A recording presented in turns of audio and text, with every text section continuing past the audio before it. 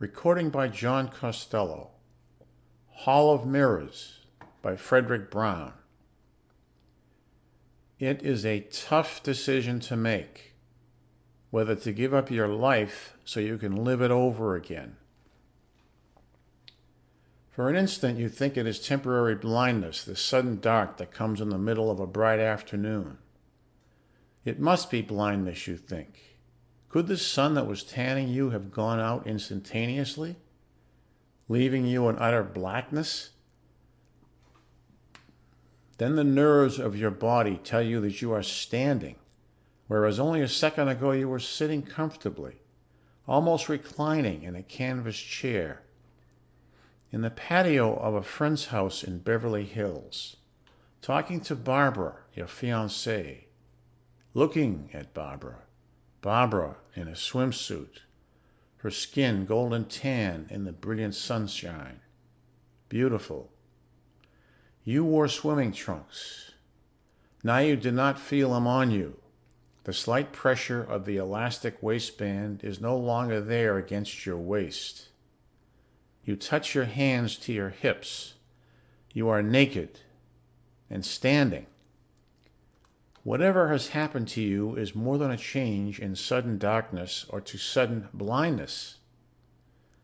You raise your hands gropingly before you. They touch a plain, smooth surface, a wall. You spread them apart, and each hand reaches a corner. You pivot slowly. A second wall, then a third, then a door. You are in a closet about 4 feet square. Your hand finds the knob of the door. It turns and you push the door open. There is light now.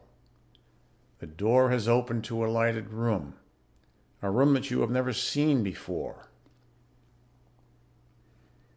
It is not large, but it is pleasantly furnished, although the furniture is of a style that is strange to you. Modesty makes you open the door cautiously the rest of the way, but the room is empty of people.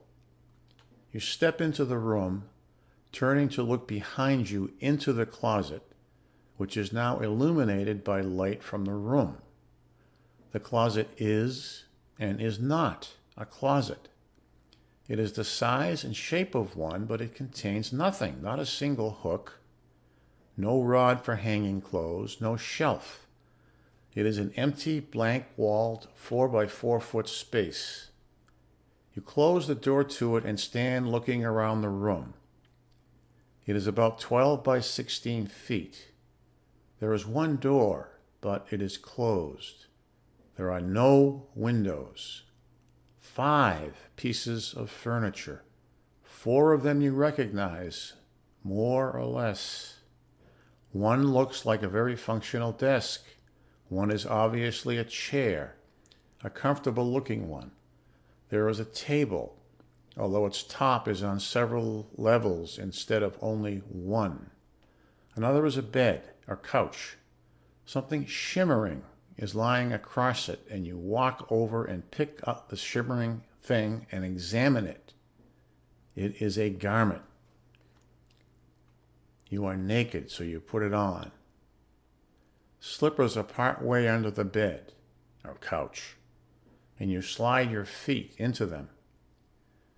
They fit, and they feel warm and comfortable as nothing you have ever worn on your feet has felt, like lamb's wool, but softer. You are dressed now. You look at the door, the only door of the room except that of the closet. Closet? From which you entered it. You walk to the door, and before you try the knob, you see the small, typewritten sign pasted just above it that reads, "This door has a time lock set to open in 1 hour. For reasons you will soon understand, it is better that you do not leave this room before then. There is a letter for you in the desk.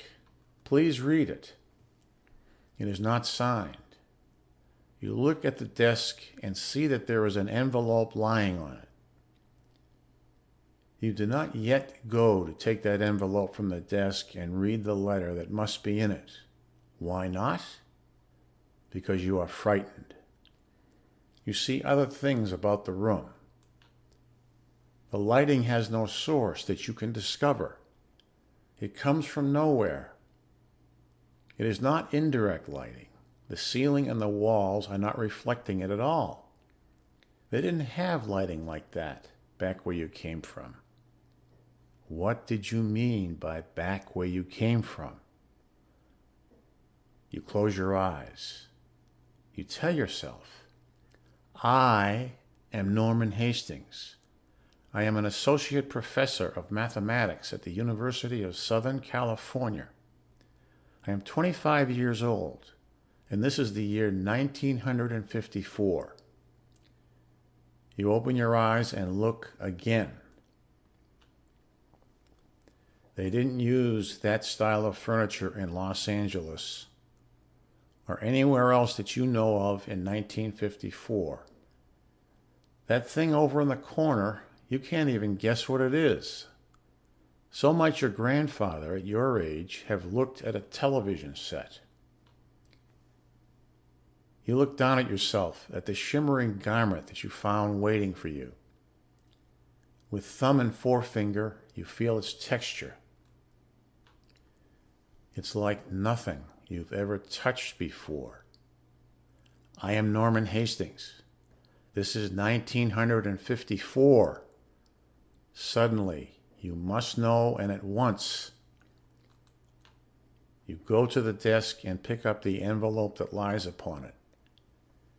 Your name is typed on the outside, Norman Hastings. Your hands shake a little as you open it. Do you blame them?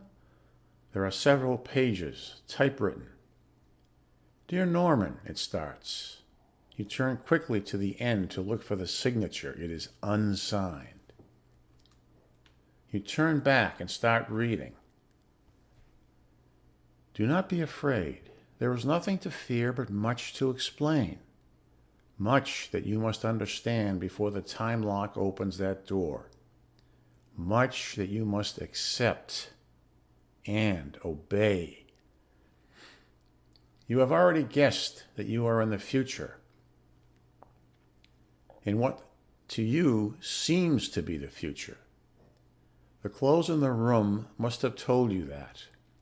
I planned it that way so the shock would not be too sudden, so you would realize it over the course of several minutes rather than read it here, and quite probably disbelieve what you read.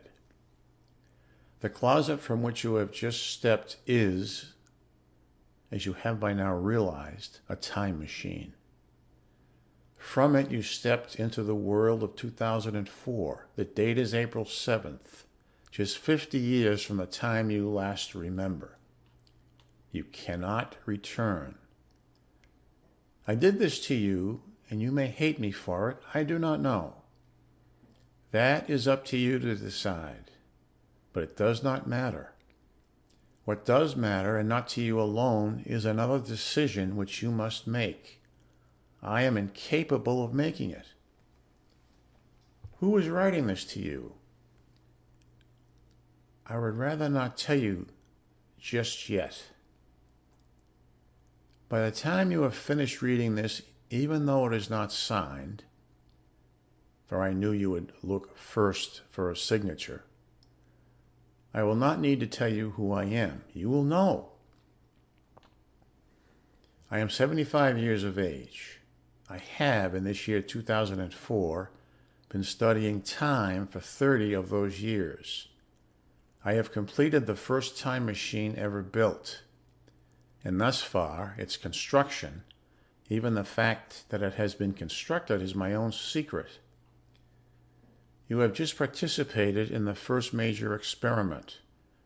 It will be your responsibility to decide whether there shall ever be any more experiments with it, whether it should be given to the world, or whether it should be destroyed and never used again. End of the first page. You look up for a moment, hesitating to turn the next page. Already you suspect what is coming. You turn the page. I constructed the first time machine a week ago. My calculations had told me that it would work, but not how it would work. I had expected it to send an object back in time. It works backward in time only, not forward, physically unchanged and intact. My first experiment showed me my error. I placed a cube of metal in the machine. It was a miniature of the one you just walked out of, and set the machine to go backward 10 years. I flicked the switch and opened the door, expecting to find the cube vanished. Instead, I found it had crumbled to powder. I put in another cube and sent it 2 years back. The second cube came back unchanged, except that it was newer, shinier. That gave me the answer. I had been expecting the cubes to go back in time, and they had done so, but not in the sense I had expected them to. Those metal cubes had been fabricated about 3 years previously. I had sent the first one back years before it had existed in its fabricated form. 10 years ago, it had been ore. The machine returned it to that state. Do you see how our previous theories of time travel have been wrong? We expected to be able to step into a time machine in, say, 2004, set it back 50 years, and then step out in the year 1954. But it does not work that way. The machine does not move in time. Only whatever is within the machine is affected, and then just with relation to itself and not to the rest of the universe. I confirmed this with guinea pigs by sending one 6 weeks old, 5 weeks back, and it came out a baby. I need not outline all my experiments here. You will find a record of them in the desk and you can study it later. Do you understand now what has happened to you, Norman? You begin to understand, and you begin to sweat. The I who wrote that letter you are now reading is you, yourself at the age of 75 in this year of 2004. You are that 75-year-old man with your body returned to what it had been 50 years ago, with all the memories of 50 years of living wiped out. You invented the time machine. And before you used it on yourself, you made these arrangements to help you orient yourself. You wrote yourself the letter which you are now reading. But if those 50 years are, to you, gone, what of all your friends, those you loved? What of your parents? What of the girl you were going to marry? You read on. Yes, you will want to know what has happened. Mom died in 1963, Dad in 1968. You married Barbara in 1956. I am sorry to tell you that she has died only 3 years later in a plane crash. You have one son. He is still living. His name is Walter. He is now 46 years old and is an accountant in Kansas City. Tears come into your eyes, and for a moment you can no longer read. Barbara dead for 45 years. And only minutes ago, in subjective time, you were sitting next to her, sitting in the bright sun in a Beverly Hills patio. You force yourself to read again. But back to the discovery. You begin to see some of its implications. You will need time to think, to see all of them. It does not permit time travel as we have thought of time travel, but it gives us immortality of a sort. Immortality of the kind I have temporarily given us. Is it good? Is it worthwhile to lose the memory of 50 years of one's life in order to return one's body to relative youth? The only way I can find out is to try. As soon as I have finished writing this and made my other preparations, you will know the answer. But before you decide, remember that there is another problem, more important than the psychological one. I mean overpopulation. If our discovery is given to the world, if all who are old or dying can make themselves young again, the population will almost double every generation. Nor would the world, not even our own relatively enlightened country, be willing to accept compulsory birth control as a solution.